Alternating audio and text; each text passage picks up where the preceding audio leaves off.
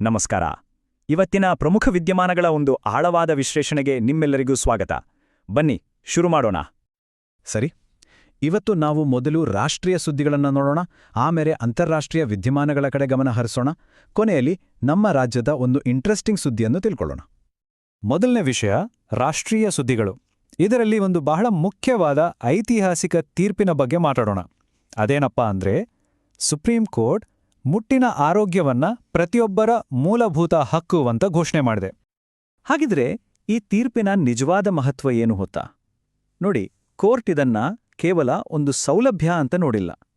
ಅದಕ್ಕಿಂತ ಮಿಗಿಲಾಗಿ ಸಂವಿಧಾನದ ಆರ್ಟಿಕಲ್ 21 ಅಂದ್ರೆ ಜೀವಿಸುವ ಹಕ್ಕಿನ ಒಂದು ಅವಿಭಾಜ್ಯ ಅಂಗ ಅಂತ ಹೇಳಿದೆ. ಎಷ್ಟೋ ವರ್ಷಗಳಿಂದ ನಿರ್ಲಕ್ಷ್ಯಕ್ಕೆ ಒಳಗಾಗಿದ್ದ ಈ ವಿಷಯಕ್ಕೆ ಈಗ ಒಂದು ದೊಡ್ಡ ಸಾಂವಿಧಾನಿಕ ಬಲ ಸಿಕ್ಕಂತಾಗಿದೆ. ಇನ್ನು ಈ ಆದೇಶದ ವ್ಯಾಪ್ತಿ ನೋಡಿ, ಇದು ತುಂಬಾನೇ ವಿಶಾಲವಾಗಿದೆ. ಬರೀ ಸರ್ಕಾರಿ ಶಾಲೆಗಳಿಗೆ ಮಾತ್ರ ಅಲ್ಲ, ದೇಶದ ಎಲ್ಲಾ ಖಾಸಗಿ ಮತ್ತು ಅನುದಾನಿತ ಶಾಲೆಗಳಿಗೂ ಇದು ಅನ್ವಯ ಆಗತ್ತೆ. ಅಷ್ಟೇ ಅಲ್ಲ, ಪರಿಸರದ ಬಗ್ಗೆ ಕೂಡ ಗಮನ ಕೊಟ್ಟಿರೋದು ವಿಶೇಷ. ಬಯೋಡಿಗ್ರೇಡಬಲ್ ಅಂದ್ರೆ ಮಣ್ಣಲ್ಲಿ ಕರಗುವ ಸ್ಯಾನಿಟರಿ ನ್ಯಾಪ್ಕಿನ್ಗಳನ್ನೇ ಬಳಸಬೇಕು ಅಂತ ಕಡ್ಡಾಯ ಮಾಡಿರೋದು ನಿಜಕ್ಕೂ ಒಂದು ಒಳ್ಳೆ ಹೆಜ್ಜೆ. ಇದು ಬರೀ ಸೌಲಭ್ಯಗಳನ್ನ ಕೊಡಬೇಕು ಅಂತೇಳಿ ಸುಮ್ಮನೆ ಆಗಿಲ್ಲ. ಆ ಸೌಲಭ್ಯಗಳು ಹೇಗಿರಬೇಕು ಅನ್ನೋದನ್ನು ಕೂಡ ಕೋರ್ಟ್ ಸ್ಪಷ್ಟವಾಗಿ ಹೇಳಿದೆ. ಶೌಚಾಲಯಗಳಲ್ಲಿ ಸೋಪ್ ಇರಬೇಕು, ಸದಾ ನೀರು ಬರಬೇಕು, ಅವು ಅಂಗವಿಕಲ ಸ್ನೇಹಿಯಾಗಿರಬೇಕು. ಎಲ್ಲಕ್ಕಿಂತ ಮುಖ್ಯವಾಗಿ ವಿದ್ಯಾರ್ಥಿನಿಯರ ಖಾಸಗಿತನ ಮತ್ತು ಅವರ ಘನತೆಗೆ ಯಾವುದೇ ರೀತಿಯಲ್ಲೂ ಧಕ್ಕೆ ಆಗಬಾರ್ದು ಅಂಥ ವ್ಯವಸ್ಥೆ ಮಾಡೋದು ಕಡ್ಡಾಯ. ಅಂದಹಾಗೆ ಇದೇನೋ ಸುಮ್ಮನೆ ಒಂದು ಸಲಹೆ ಅಲ್ಲ, ಇದು ಒಂದು ಕಟ್ಟುನಿಟ್ಟಿನ ನಿರ್ದೇಶನ. ಒಂದು ವೇಳೆ ಯಾವುದಾದರೂ ಶಾಲೆ ಇದನ್ನ ಪಾಲಿಸದೆ ಹೋದ್ರೆ ಅವುಗಳ ಮಾನ್ಯತೆಯನ್ನೇ ರದ್ದು ಮಾಡುವಷ್ಟು ಕಠಿಣ ಕ್ರಮ ತಗೊಳ್ಳಿ ಅಂತ ಸರ್ಕಾರಕ್ಕೆ ಸುಪ್ರೀಂ ಕೋರ್ಟ್ ಸ್ಪಷ್ಟವಾಗಿ ಸೂಚನೆ ಕೊಟ್ಟಿದೆ.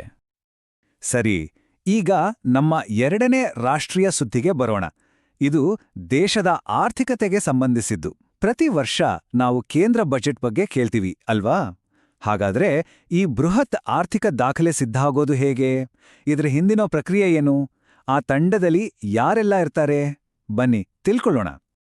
ನೋಡಿ, ಬಜೆಟ್ ತಯಾರಿಸೋದು ಅಂದ್ರೆ ಒಂದೆರಡು ದಿನದ ಕೆಲಸ ಅಲ್ಲ. ಇದು ಸುಮಾರು 6 ತಿಂಗಳು ನಡೆಯುವಂಥ ತುಂಬಾನೇ ಗೌಪ್ಯವಾದ ಒಂದು ಪ್ರಕ್ರಿಯೆ. ಆಗಸ್ಟ್ ಸೆಪ್ಟೆಂಬರ್ನಲ್ಲೇ ತಯಾರಿ ಶುರುವಾಗತ್ತೆ. ಆಮೇಲೆ ಹಲ್ವಾ ಸಮಾರಂಭ ಅಂತ ಒಂದು ಸಂಪ್ರದಾಯ ಇದೆ. ಅದಾದ್ಮೇಲೆ ಪ್ರಿಂಟಿಂಗ್ ಶುರುವಾಗತ್ತೆ. ಅಲ್ಲಿಂದ ಮುಂದೆ ಬಜೆಟ್ ಮಂಡನೆ ಆಗೋವರೆಗೂ ಇದರಲ್ಲಿ ಭಾಗಿಯಾಗಿರೋ ಅಧಿಕಾರಿಗಳು ಹೊರಗಿನ ಪ್ರಪಂಚದ ಜೊತೆ ಯಾವುದೇ ಸಂಪರ್ಕ ಇಟ್ಕೊಳ್ಳೋ ಹಾಗಿಲ್ಲ. ಅಷ್ಟು ಸೀಕ್ರೆಟ್ ಆಗಿರುತ್ತೆ. ಹಾಗಿದ್ರೆ ಆ ತಂಡದಲ್ಲಿ ಯಾರೆಲ್ಲ ಇರ್ತಾರೆ? ಇವ್ರೇ ನೋಡಿ, ದೇಶದ ಆರ್ಥಿಕತೆಯ ಚುಕ್ಕಾಣಿ ಹಿಡಿದಿರೋ ಪ್ರಮುಖ ಅಧಿಕಾರಿಗಳು. ಆರ್ಥಿಕ ವ್ಯವಹಾರಗಳ ಕಾರ್ಯದರ್ಶಿ, ಕಂದಾಯ ಕಾರ್ಯದರ್ಶಿ, ವೆಚ್ಚ ಕಾರ್ಯದರ್ಶಿ, ಹೀಗೆ ಪ್ರತಿಯೊಂದು ವಿಭಾಗಕ್ಕೂ ಒಬ್ಬೊಬ್ರು ಮುಖ್ಯಸ್ಥರು ಇರ್ತಾರೆ. ಇವರೆಲ್ಲರ ಒಟ್ಟಾರೆ ಶ್ರಮವೇ ಆ ಬಜೆಟ್ಗೆ ಒಂದು ಅಂತಿಮ ರೂಪ ಕೊಡೋದು. ಈ ಇಡೀ ಟೀಮ್ನಲ್ಲಿ ಮುಖ್ಯ ಆರ್ಥಿಕ ಸಲಹೆಗಾರರ ಅಂದ್ರೆ ಸಿಇಎ ಅವರ ಪಾತ್ರ ತುಂಬಾನೇ ಮುಖ್ಯ. ಪ್ರಸ್ತುತ ಅನಂತ ನಾಗೇಶ್ವರನ್ ಅವರು ಈ ಜವಾಬ್ದಾರಿಯಲ್ಲಿದ್ದಾರೆ. ಇವರು ದೇಶದ ಆರ್ಥಿಕ ಸ್ಥಿತಿಗತಿಯನ್ನ ಸಂಪೂರ್ಣವಾಗಿ ವಿಶ್ಲೇಷಣೆ ಮಾಡಿ ಹಣಕಾಸು ಸಚಿವರಿಗೆ ಬೇಕಾದ ಟೆಕ್ನಿಕಲ್ ಸಲಹೆಗಳನ್ನು ಕೊಡ್ತಾರೆ. ಬಜೆಟ್ ಬಗ್ಗೆ ಮಾತಾಡ್ತಾ ಇರೋವಾಗ ಇನ್ನೊಂದು ಇಂಟ್ರೆಸ್ಟಿಂಗ್ ವಿಷಯ ಇದೆ. ಈ ಬಾರಿಯ ಬಜೆಟು ಮತ್ತೊಂದು ಕಾರಣಕ್ಕೆ ತುಂಬಾನೇ ವಿಶೇಷ. ನಮ್ಮ ಹಣಕಾಸು ಸಚಿವೆ ನಿರ್ಮಲಾ ಸೀತಾರಾಮನ್ ಅವರು ಒಂದು ಹೊಸ ದಾಖಲೆ ಬರೆಯಕ್ಕೆ ಸಿದ್ಧರಾಗಿದ್ದಾರೆ.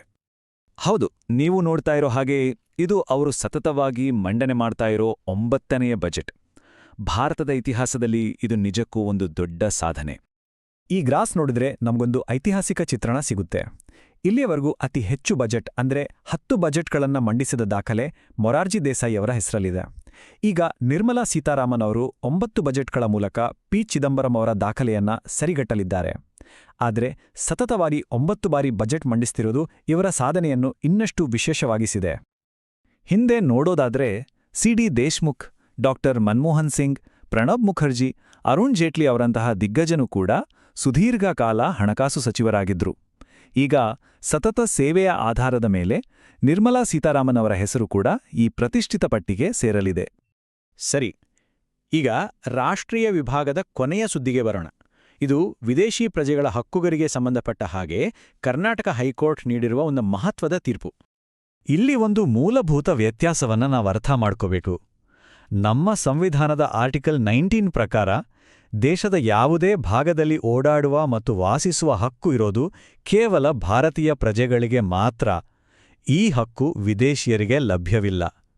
ಹಾಗಾಗಿ ತಮ್ಮ ವೀಸಾವನ್ನ ರೆನ್ಯೂ ಮಾಡಿ ಅಂತ ಒತ್ತಾಯಿಸೋಕೆ ಅವರಿಗೆ ಯಾವುದೇ ಕಾನೂನಾತ್ಮಕ ಹಕ್ಕಿರೋದಿಲ್ಲ. ಈ ಬಗ್ಗೆ ಹೈಕೋರ್ಟ್ ಬಹಳ ಸ್ಪಷ್ಟವಾದ ಮಾತನ್ನ ಹೇಳಿದೆ. ವೀಸಾ ಕೊಡೋದು ಅಥವಾ ನಿರಾಕರಿಸೋದು ಸರ್ಕಾರದ ಸಂಪೂರ್ಣ ಸಾರ್ವಭೌಮ ಹಕ್ಕು. ಅಂದ್ರೆ ಇದು ಸರ್ಕಾರದ ಪರಮಾಧಿಕಾರ. ಇದರಲ್ಲಿ ಕೋರ್ಟ್ ಮಧ್ಯಪ್ರವೇಶಿಸೋದಿಲ್ಲ ಮತ್ತು ಸರ್ಕಾರ ಯಾಕೆ ವೀಸಾ ಕೊಡ್ಲಿಲ್ಲ ಅಂತ ವಿವರಣೆ ಕೊಡೋ ಅಗತ್ಯವೂ ಇಲ್ಲ ಅಂತ ಖಡಾಖಂಡಿತವಾಗಿ ಹೇಳಿದೆ. ಸರಿ, ರಾಷ್ಟ್ರೀಯ ವಿಷಯಗಳಾಯಿತು. ಈಗ ಅಂತಾರಾಷ್ಟ್ರೀಯ ಅಂಗಳಕ್ಕೆ ಹೋಗೋಣ. ಜಾಗತಿಕ ವ್ಯವಸ್ಥೆಯ ಭವಿಷ್ಯದ ಬಗ್ಗೆ ವಿಶ್ವಸಂಸ್ಥೆ ಒಂದು ಮುಖ್ಯವಾದ ಕರೆಯನ್ನ ನೀಡಿದೆ. ವಿಶ್ವಸಂಸ್ಥೆಯ ಪ್ರಧಾನ ಕಾರ್ಯದರ್ಶಿ ಆಂಟೋನಿಯೋ ಗುಟೆರಸ್ ಅವರು ಒಂದು ಕಳವಳ ವ್ಯಕ್ತಪಡಿಸಿದ್ದಾರೆ. ಏನದು ಅಂದ್ರೆ, ಇಡೀ ಜಗತ್ತು ಈಗ ಅಮೆರಿಕ ಮತ್ತು ಚೀನಾ ಅನ್ನೋ 2 ಧ್ರುವಗಳಾಗಿ ವಿಭಜನೆ ಆಗ್ತಿದೆ. ಇದು ಅಪಾಯಕಾರಿ. ಜಾಗತಿಕ ಶಾಂತಿ ಮತ್ತು ಅಭಿವೃದ್ಧಿಗಾಗಿ ಬಹುಧ್ರುವೀಕರಣ ವ್ಯವಸ್ಥೆ ಬೇಕು. ಅಂದ್ರೆ ಭಾರತದಂತಹ ಬೇರೆ ದೇಶಗಳು ಪ್ರಮುಖ ಪಾತ್ರ ವಹಿಸಬೇಕು ಅಂತ ಅವರು ಬಲವಾಗಿ ಹೇಳಿದ್ದಾರೆ. ಈಗ ನಮ್ಮ ವಿಶ್ಲೇಷಣೆಯ ಕೊನೆಯ ಭಾಗಕ್ಕೆ ಬಂದಿದ್ದೇವೆ. ನಮ್ಮ ರಾಜ್ಯದ ಒಂದು ಅದ್ಭುತವಾದ ಉಪಕ್ರಮದ ಬಗ್ಗೆ ತಿಳ್ಕೊಳ್ಳೋಣ. ಇದು ವಿದ್ಯಾರ್ಥಿಗಳ ಆರೋಗ್ಯಕ್ಕೆ ಸಂಬಂಧಿಸಿದ್ದು. ಯೋಜನೆಯ ಹೆಸರು ಹಾಸ್ಟೆಲ್ಗೆ ಆರೋಗ್ಯ ಬಂಧು. ಈ ಯೋಜನೆಯ ವ್ಯಾಪ್ತಿ ಎಷ್ಟು ದೊಡ್ಡದಿದೆ ಅಂತ ನೋಡಿ. ಕೇವಲ ದಾವಣಗೆರೆ ಜಿಲ್ಲೆ ಒಂದರಲ್ಲೇ ಹಾಸ್ಟೆಲ್ಗಳಲ್ಲಿರೋ ಸುಮಾರು 20,000 ವಿದ್ಯಾರ್ಥಿಗಳಿಗೆ ಇದರ ನೇರ ಲಾಭ ಸಿಗಲಿದೆ. ಇದು ನಿಜಕ್ಕೂ ದೊಡ್ಡ ಸಂಖ್ಯೆ. ಇದು ಹೇಗೆ ಕೆಲಸ ಮಾಡುತ್ತೆ ಅಂದ್ರೆ, ಇದೊಂದು ಜಂಟಿ ಪ್ರಯತ್ನ. ದಾವಣಗೆರೆಯ ಜಿಲ್ಲಾಡಳಿತ, ಹಿಂದುಳಿದ ವರ್ಗಗಳ ಇಲಾಖೆ ಮತ್ತೆ ಆರೋಗ್ಯ ಇಲಾಖೆ ಈ 3 ಸೇರಿ ಇದನ್ನ ಜಾರಿಗೆ ತಂದಿದೆ. ಪ್ರತಿ ತಿಂಗಳು ಪ್ರಾಥಮಿಕ ಆರೋಗ್ಯ ಕೇಂದ್ರಗಳ ಡಾಕ್ಟರ್ಗಳು ಹಾಸ್ಟೆಲ್ಗಳಿಗೆ ಹೋಗಿ ಮಕ್ಕಳ ಆರೋಗ್ಯ ತಪಾಸಣೆ ಮಾಡ್ತಾರೆ. ಅಷ್ಟೇ ಅಲ್ಲ, ಪ್ರತಿಯೊಬ್ಬ ವಿದ್ಯಾರ್ಥಿಗೂ ಒಂದು ಪ್ರತ್ಯೇಕ ಪೋರ್ಟಲ್ ಮತ್ತೆ ಐಡಿ ನಂಬರ್ ಇರುತ್ತೆ. ಇದರಿಂದ ಅವರ ಆರೋಗ್ಯದ ದಾಖಲೆಗಳನ್ನ ಡಿಜಿಟಲ್ ಆಗಿ ನಿರ್ವಹಿಸಲಾಗತ್ತೆ. ಈ ಯೋಜನೆಯ ವಿಶೇಷತೆ ಅಂದ್ರೆ ಈ ಆರೋಗ್ಯ ಕಾರ್ಡ್. ಇದು ಕೇವಲ ಆರೋಗ್ಯ ಮಾಹಿತಿಯನ್ನಷ್ಟೇ ಹೊಂದಿಲ್ಲ. ಅಂದ್ರೆ ಬ್ಲಡ್ ಗ್ರೂಪು, ತೂಕ ಇಷ್ಟಕ್ಕೆ ಸೀಮಿತವಾಗಿಲ್ಲ. ಇದರ ಜೊತೆಗೆ ಸಂವಿಧಾನ, ಸೈಬರ್ ಕ್ರೈಮ್, ಪೋಕ್ಸೋ ಕಾಯ್ದೆ ಮತ್ತೆ ಪೌಷ್ಟಿಕ ಆಹಾರದ ಬಗ್ಗೆಯೂ ಜಾಗೃತಿ ಮೂಡಿಸೋ ಮಾಹಿತಿಗಳಿವೆ. ಅಂದ್ರೆ ಇದು ಆರೋಗ್ಯದ ಜೊತೆ ಜಾಗೃತಿಯನ್ನು ಬೆಸೆಯುವ ಒಂದು ಅದ್ಭುತ ಮಾದರಿ. ಹಾಗಾದ್ರೆ ಇವತ್ತಿನ ಈ ವಿಶ್ಲೇಷಣೆಯನ್ನ ಒಂದು ಪ್ರಶ್ನೆಯೊಂದಿಗೆ ಮುಗಿಸೋಣ. ದೈಹಿಕ ಆರೋಗ್ಯದ ಜೊತೆ ಸಾಮಾಜಿಕ ಮತ್ತು ಕಾನೂನಿನ ಜಾಗೃತಿಯನ್ನು ಒಟ್ಟಿಗೆ ನೀಡುವ ದಾವಣಗೆರೆಯ ಈ ಮಾದರಿ ನಮ್ಮ ಇಡೀ ರಾಜ್ಯದಾದ್ಯಂತ ಒಂದು ಆರೋಗ್ಯವಂತ, ಜವಾಬ್ದಾರಿಯುತ ಮುಂದಿನ ಪೀಳಿಗೆಯನ್ನ ಕಟ್ಟಲು ಹೇಗೆ ಸಹಕಾರಿಯಾಗ್ಬೋದು ಈ ಬಗ್ಗೆ ಯೋಚಿಸಿ ಮುಂದಿನ ವಿಶ್ಲೇಷಣೆಯಲ್ಲಿ ಮತ್ತೆ ಸಿಗೋಣ. ನಮಸ್ಕಾರ.